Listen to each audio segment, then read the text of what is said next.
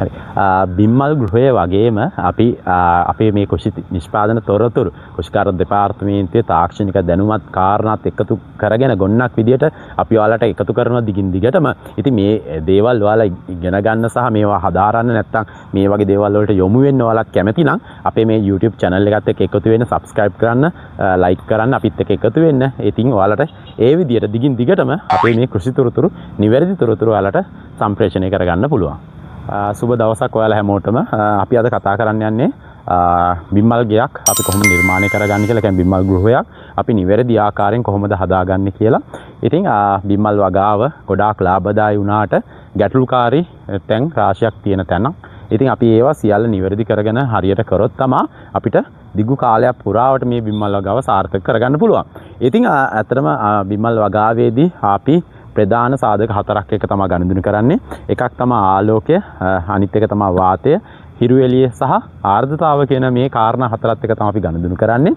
ඉතින් මෙන්න මේ කාරණා වලට ගැටලුවක් නොවන ආකාරයෙන් කියන්නේ බිම්මල් වගාව සාර්ථක වෙන්න නම් මේ කාරණා සාධක සියල්ල බිම්මල් වගාවට ගැලපෙන ආකාරයෙන් අපි සකස් කරගන්න ඕනේ. එහෙම වුණොත් තමයි අපිට වැඩි පළදාවක් සහ වැඩි අස්වැන්නක් අරගෙන අපිට මේකෙන් ජය ගන්න පුළුවන් වෙන්නේ.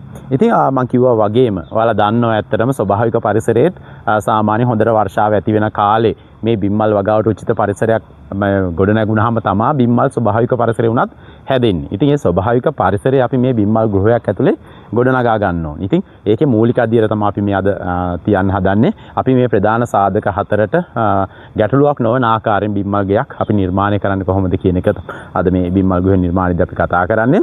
ඉතින් ඔයාලට මේ බිම්මල් ගේ බලන්න පුළුවන්. අපි මේකේ ආර්ද්‍රතාව සහ හොඳ වාතයක් පවත්වා ගන්න ඉතා හොඳ උසක් අපි මේකේ පවත්වාගෙන තිබෙනවා. ඔයාලට පේනවා ඇති මැදින් අපි අඩි 13ක වගේ උසක් පවත්වාගෙන තිබෙනවා. ප්‍රධාන මුදුන ඒත් එකම අපි පැති කෙලවර අපි අඩි 10ක වගේ උසක් පවත්වාගෙන තිබෙනවා. එතකොට අපිට මේ වැඩි උසක් පවත්වා ගැනීමෙන් අපි බලාපොරොත්තු වෙනවා මේක ඇතුළට හොඳින් වාතය ලබා ගැනීමත් සහ අපේ රස්නය කියන එක ගොඩක් අවම උෂ්ණත්වය අවම කරගන්න තමයි අපි මේ වගේ වැඩි උසක් පාවිච්චි කරලා තියෙන්නේ. ඉතින් ඒ ආකාරයෙන් ඔයාලට එක ගැටලුවක් අපිට යම්තාක් දුරට සමනය කරගන්න පුළුවන්. තවත් ගැටලුව අපිට එනවා. ඉතින් මේකෙදිත් ඔයාලට මේ පේනවා ඇති මේක මූලික සැකිල්ල තමයි අපි මේ නිර්මාණය කරලා තියෙන බිම්මල් ගේක. ඒතකොට මේකෙන් පස්සේ තව වැඩ කටයුතු රාශියක් මේක ඇතුලේ වෙනවා. ඉතින් මේ සැකිල්ල අපි නිර්මාණය කර ගැනීමේදීත් අපි වග බලාගෙන තිබෙනවා. අපි මේ බිම්මල් ගෘහේ අපි බිම්මල් නිෂ්පාදනය වෙන ස්ථානයේ අපි හතර වටින්ම කෘමි ප්‍රතිරෝධී දැලකින් අපි ආවරණය කරගන්න ඕනේ. ඒ කියන්නේ සතුන්ට ගමන් කරන්න බැරි. ඒ කියන්නේ අඟලට කොටු 40ක් තියෙන කෘමි ප්‍රතිරෝධී දැලකින් තමයි අපි ආවරණය කරගන්නේ මේ බිම්මල් ගෘහය. ඒකෙන් එහෙන් පුළුවන් අපිට අපේ ප්‍රධානම අපිට බාධාවක් කරන ප්‍රධානම එක්කෙනා තමයි මේ කෘමීන් අපිට මේ බිම්මල් වගාවේදී ගොඩාක් ගොවි මහතුරු නතර වෙන්නේ මෙන්න මේ කියන සාධකේ නවත්තා ගන්න බැරි වුණාම. ඉතින් ඒක 100ක් අපි නවත්තා ගන්න නම් අපි මෙන්න මේ වගේ කෘමි ප්‍රතිරෝධී දලක් අපි මේ ආවරණය කරගන්න ඕනේ. ඒකෙන් අපිට බහුතර ප්‍රමාණයක් අපිට මේ කෘමීන්ගේ ඇතුල් වීම අපිට වළක්වා ගන්න පුළුවන්. ඉතින් ඒකෙදි මේ වගේ සැකිල්ලක් අපි නිර්මාණය කරගන්න ඕනේ. සැකිල්ලෙන් අපිට පුළුවන් අපි මේ පැති හතරින් ආවරණය කරගන්නවා වගේම අපි ඉහළිනුත් අපි මේකේ සිවිලිමක් ආකාරයෙන් කෘමි ප්‍රතිරෝධී දලක් භාවිතා කරලා ඒ කෘමි සත්තු ඇතුළීම වළක්වා ගන්නවා.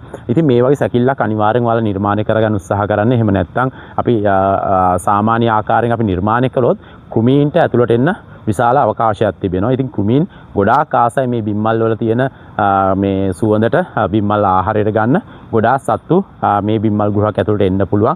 එයාගේ තියෙන ආකර්ෂණයත් එක්ක. ඉතින් ඒක වළක්වා ගන්න නම් අපි මේ වගේ කෘමි ප්‍රතිරෝධී දලක් භාවිතා කරන්න ඕනේ. ඒත් එක්කම ඔයාලට පේනවා මෙන්න මේ ස්ථානයේ අපි දොරක් නිර්මාණය කරගන්න තමයි අපි මේක නිර්මාණය කරලා තියෙන්නේ. මේකෙදිත් අපි බිම්මල් ගෘහයකට දිත්ත දොරක් භාවිතා කරන්න ඕනේ.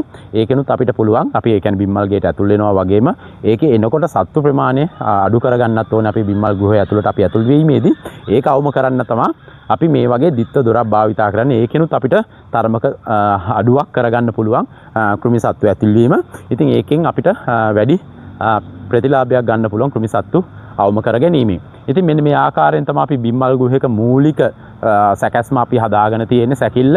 ඉතින් මේකෙන් පස්සේ අපි හොඳ මේ වටපිටාවක් මේක ඇතුලේ ගොඩ නගා ගන්න ඕනේ. සාමාන්‍යයෙන් අපි ඔයාලා දන්නවා ඉතින් මේ බිම්මල් ගෘහයක බිම්මල් වලින් බීජාණු නිකුත් වෙනවා. ඒවා ගොඩාක් අපේ කුඩා ළමයින් සහ අසනීප අයට ගොඩාක් හානිදායි වෙන්න පුළුවන්. ඒක නිසා නිවසෙන් පොඩ්ඩක් බැහැරව තමයි මේ වගේ බිම්මල් ගෘහයක් හදන ස්ථානයක් අපි හදාගන්නේ. ඒත් එක්කම ජල ගැටලු සහ වෙනත් ආපදා තත්ත්ව නොමැති තැනක් වෙන්න ඕනේ. ඒකෙත් එක්කම කාන්තාරයක් වගේ වෙන්න බෑ. සාමාන්‍යයෙන් අඩු ආලෝකයක් ලැබෙන තැනක් තමයි අපි තෝරගන්නේ බිම්මල් ගෘහයක් නිර්මාණය කරන්නේ. ඉතින් ඒ වගේ තැනක් අපි හදාගෙන තියෙනවා දැන් මේක නිර්මාණය කරන්න. ඉතින් මූලිකම කාරණා ටික තමයි බිම්මල් ගේක අපි අද කතා කරේ. අපි ඉදිරියට ටිකින් දිගටම මේ බිම්මල් ගෘහය ආරම්භයේ ඉඳලා මිශ්‍රණය හදාගන්න තැන ඉඳලා අස්වැන්න නෙලාගෙන ඉදිරි කටයුතු දක්වාම අලවිය දක්වාම අපි ඔයාලත් එක්ක සම්බන්ධ